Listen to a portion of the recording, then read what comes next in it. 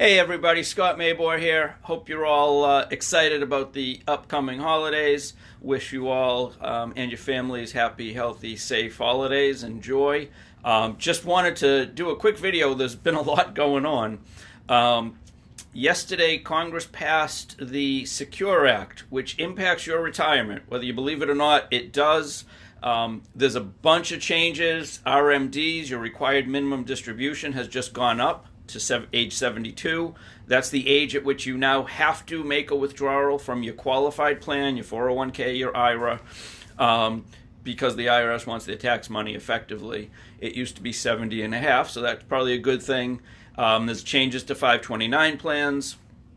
There's changes regarding annuities in 401ks, which I think is ultimately probably a really good thing.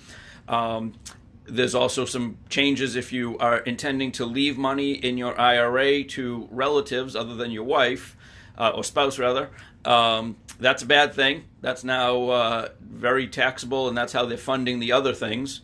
So you need to pay attention to the Secure Act because it does impact you. The people who it doesn't impact are people like my clients, at least for the part I help them with, because the plans I design for people do not use qualified plans. I am not a fan of qualified money, and this is a great example because with the Secure Act passing yesterday, they've changed many of the parameters regarding or revolving around your 401k, your IRA.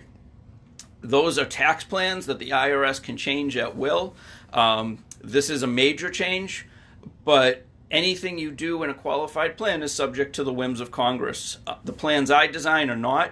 They are not qualified plans. You save after-tax dollars so that they are never taxable again. So that's one point. The other article I just published talks about, I don't even remember the dollar amount, the $2 trillion or $20 billion or whatever seniors withdrew from their accounts to pay for medical expenses. One, many of those are long-term care. Some of them are out-of-pocket expenses because they're in the wrong health plan, and Medicare, of course, doesn't cover everything. But something you need to be aware of when you pull money from an IRA or a 401k, that's a taxable event. If you have taxable events, that can impact your Social Security. It can impact your Medicare costs. I sat with a woman yesterday. She was all gung-ho to sign up for Medicare. She's still working, but because of her income, Medicare is not as cheap as she thought it would be. She still may do it. It was a great deal for her brother, but for her, because of her income, maybe less of a great deal. Still looks better than her employer plan, but not the cost savings she was hoping for, unfortunately.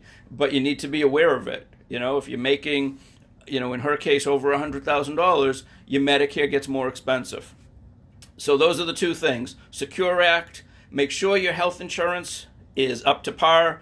Long-term care, there's new long-term care policies that effectively function like a CD. You take your money from your IRA or wherever it's sitting and you put it into something that you're guaranteeing or promising you're going to keep there for a few years.